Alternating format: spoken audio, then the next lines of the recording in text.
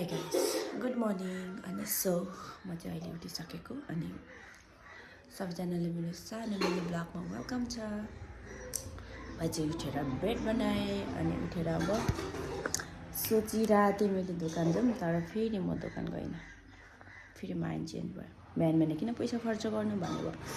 So अब चाहिँ म गएर खाजा खान्छु, त्यो पनि बासी होइन। सो अनि अर्को कुरा चाहिँ के भने म चाहिँ उठेर म पनि छैन। सो र पनि उठेर ब्लग बनाइदिएँ क्या मैले गाइस, त्यो पनि रुमैबाट स्टार्ट। Let's see.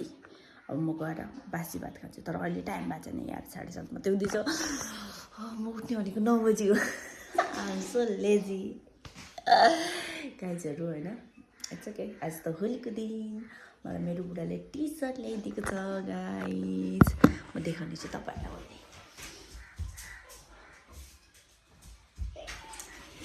यो टी सर्ट चाहिँ मेरो बुढोको लागि अरे होइन, ह्याप्पी होली गाइजहरू होइन।